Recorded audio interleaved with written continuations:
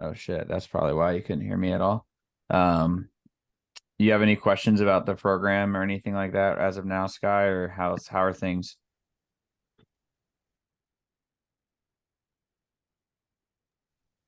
Can you hear me? Yeah, I can hear you. Yeah, no, I couldn't hear you at first. I just saw you. I was wondering if it was my phone, but I don't really think I have any questions as of this week. Just kind Okay, of trucking along as good as I can. cool. How are you feeling in the program in I general? feel great. I feel great physically just from like the physical aspect, like working out, and then like mentally, physiologically, I just feel like proud, accomplished, even for the first like 3 weeks. We're on week three, I think, but yeah, I'm feeling great, like pretty great overall. Hell yeah, that's awesome. As always, let me know if you have any questions, but your progress has been super cool to watch, even just watching the completion of the workouts with the video and form videos that you've been submitting. So everybody take notes from Sky, make sure that you're submitting those form videos because it's a way that we can, tweak or I can cue like your body into a proper position if we're, our hips are not aligned the way they should be. Or I want to say that not to call him out, but Zach this week as well.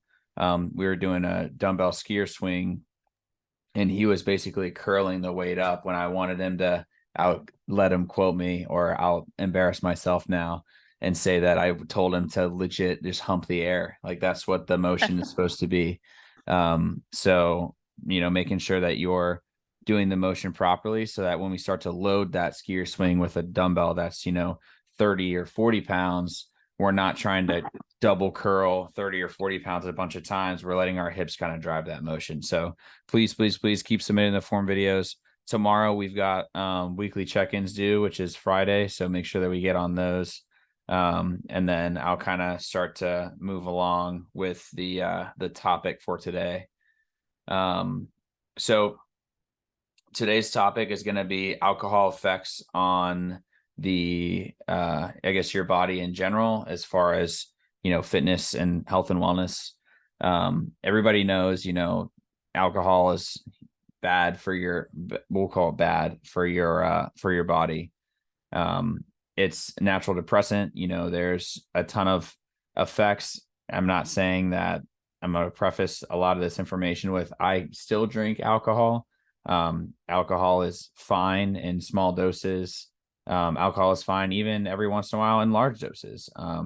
Sky on the call can probably point to a couple of times where she's seen me have a couple too few many, and have in Taiwan on in a night. So don't don't think that just because I am a fitness coach, I'm somebody who is going to tell you never drink alcohol because it's the devil, because it's not. Life in general is all about moderation. Life is about, and living a healthy life especially is about knowing your limits, knowing what makes you feel good. And I've gone to a point now, I think, in my fitness journey where I don't want to sacrifice tomorrow by having a like tying one on a little bit too much today. And what that means is like tomorrow, if I was planning to do a workout, I'm going to have, maybe 2 or 3 beers with some buddies versus like 10 or 12 beers with some buddies, which I have done before. And it's buried me for the next day. Maybe when I was 18, or sorry, 21, according to the laws of the United States, it was a little bit different, but you don't bounce back as you start to age. And I'm sure some of our older clients can definitely attest to that as well. So make sure that you're, taking care of yourself and realizing that life's in general, I'll preach it all the time, is about moderation. So gonna get into a couple of physiological effects here for what alcohol is going to do to you. And then we'll kind of expand upon those in general. So alcohol is a diuretic, which essentially means that it can dehydrate you. So think about like your athletic performance. If you go out all night and then you wake up the next day and you're like, oh, I'm going to go on a 10-mile run or whatever, or complete one of the workouts that we've written for you, your body is not going to perform the same way as if you had, 64 ounces of water, and then you rolled into the same thing. And even if you drank all night and then you drank the water the next day, like your body is processing by default, your liver and body is going to prioritize the alcohol metabolization and then the processing of that to get it out of your system over everything else. So essentially what that's doing is that's making your body prioritize, that we'll call empty calories of alcohol, which typically, what is a Michelob Ultra is what I typically have when I'm having a light beer is like 100 or so calories. I think most of the seltzers are about the same. Those are basically going to just be empty because they lack nutritional value. And they're going to hinder your ability to stay, if you're looking for to be in a calorie deficit, you start to add 3, 4, 5, 6, 7 of those, high noons or whatever your drink of choice may be.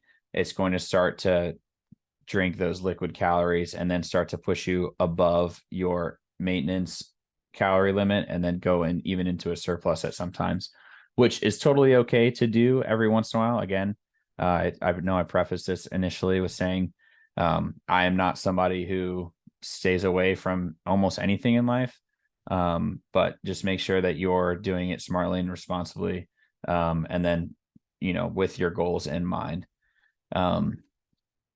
So a little bit about dehydration. You got those empty calories in your liver, and your body, like I said, is going to prioritize metabolizing the alcohol versus other nutrients like carbs and fats. So essentially your metabolism is going to slow down when your metabolism slows down because it's working to process all the alcohol out of. You're not going to be able to build your muscle as fast. You're not going to be able to burn your fat in the same way that you would be able to if you were just drinking, clean water or whatever low cal drink. That's not going to have the same effect as the alcohol does. So a couple of metabolic effects as well that alcohol is going to have against you, going to work against you. The blood sugar regulation in your body is essentially going to be disrupted. So alcohol is going to come into your bloodstream, and you're potentially going to lead to cravings for an unhealthy food, or some sort of a snack that's like your guilty pleasure. So I don't know how many times I've drunkenly been like, oh dude, like let's order a pizza, and I'm like eating an entire pizza because I'm like drunk and like whatever state from drinking, which typically I'm like, if I eat an entire pizza when I'm not, my stomach probably starts to hurt after 3 or 4 slices versus eating the entire pizza, and then I'm buried again the next day from the drinking the pizza and my stomach hurting and my head hurt, feeling like it's about to explode. So again, keeping these things in mind when you are going out to tie one on, just be aware that if you're able to, we'll call microdose water in your evening, so have a couple cups here and there, it's going to really help you out. So again, I'm not telling anybody not to drink. Drinking is awesome. Drinking is great. It's a great way to hang out with friends. It's a great way to celebrate. Again, I was just at a wedding in Michigan. Shout out to my Michigander homies for tying the knot for the second time, which I guess a lot of people are doing nowadays, especially those active duty service members to get those benefits. But yeah, when we were up there, we had a few too many as well. So I'm not saying don't do it. I'm not saying that it is going to derail you completely in your fitness journey. In this game, it's about the long game. It's about developing healthy habits. It's about having a roadmap and a plan, and knowing that there's going to be times where your progress isn't super linear. You're going to be doing one of these numbers, and then maybe you tie one on one night and you have a few too many drinks, and then you're going to go back up and it's going to be one of these numbers that looks a lot like, the US stock market or your financial portfolio or whatever. And that's the beauty. That's the beauty of health and wellness. It's the beauty of fitness. It's the beauty of all these things, is like, as long as you consistently show up, you consistently put the work in, you're depositing into your, we'll call like health and wellness bank, And then every once in a while, you can take a withdrawal out. You can go binge on a pizza. You can go binge on a tub of ice cream because you're feeling like shit, or your hormones are going crazy for the women out there in the group, or, any of those types of things. So don't feel like that's derailing you. Don't feel like you have lost the ability to do that. Feel like you've earned that. You've earned that treat. You've earned that drink at the bar, that margarita or whatever, because you've done those things. And don't limit yourself, because people get themselves stuck in this cycle of like, oh, I'm not going to drink. I'm going to do a sober October. And then it's like November 1st hits, and then they're like butt chugging beers. And it's like, dude, like, this is the whole point of the sober October, was so that you didn't have anything. And then you went super, super crazy in November. I'd rather you have 1 or 2 drinks a week, or, even 3 or 4 on a weekend, and just make it in a really controlled manner, versus going into November and then binging and going crazy. And then remembering that your body is going to adjust to its environment super, super well. That's what the body's about. Like, the second you change the state, your body's going to take a little bit, and then it's going to adjust and then start to move forward in that state, thinking that this is the new homeostasis. So you cut out alcohol completely. That's great.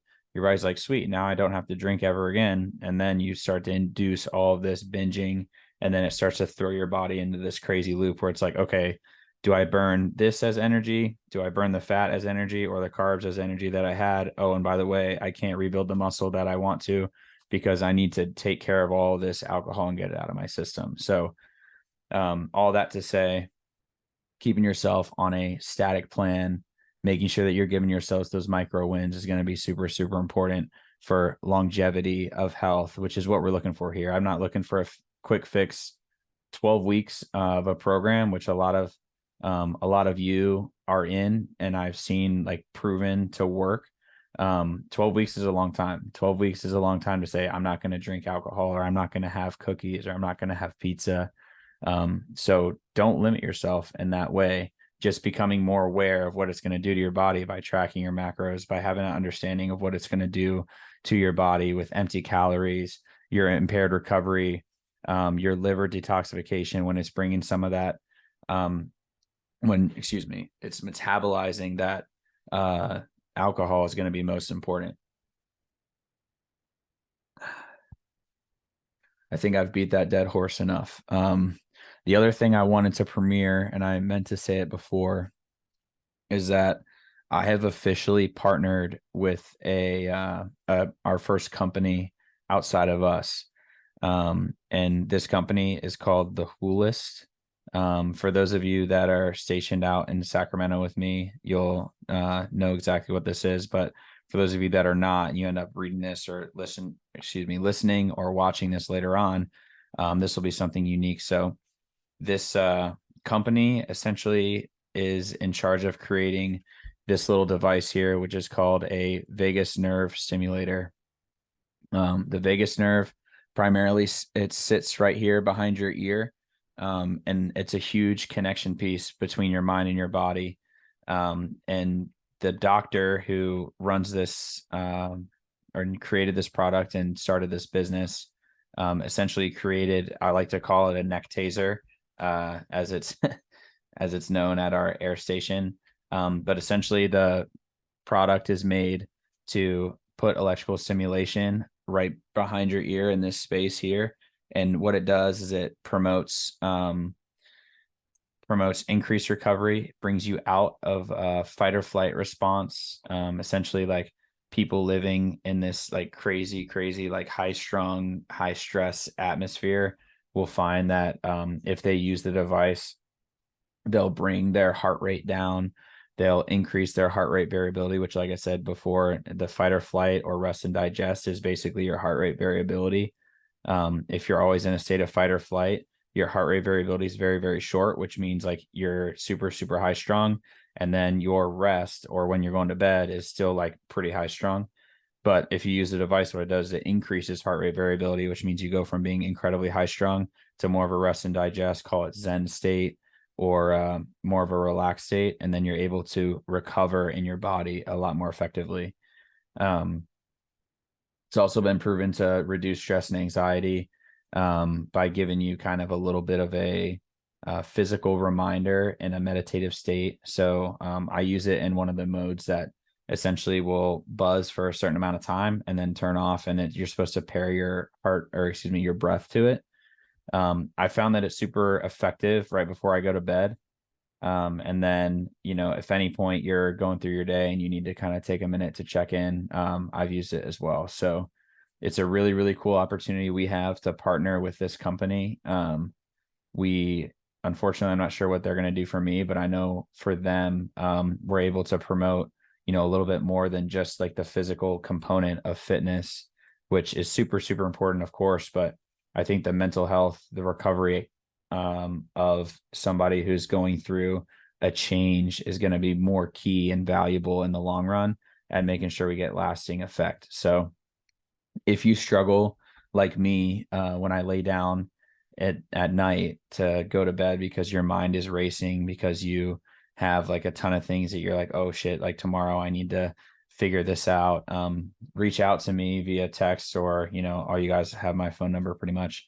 And I can get you either a discount code or something on one of these guys. If you're a local to the Sacramento area for now, you can hit me up and I'll let you try mine out. And hopefully we can start to promote some better recovery for everybody in the program, which, as I'm sure you'll hear me kind of repeat over and over again, when we recover better, we start to have more effective workouts the next day because our body has entered a state of rest.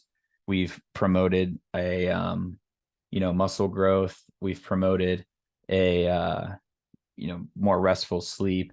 We've made it really, really easy for us to hit that 6, 7, 8 hours, whatever you're trying to get in the bed, so that we can have a better time in the workout. So yeah, just wanted to talk about that really fast before we kind of wrap things up here, as I'm about to get yelled at by the old lady for working again pretty late. So if anybody ever has any questions about that Vegas nerve stimulator product or how alcohol affects your body, don't be afraid to hit me up.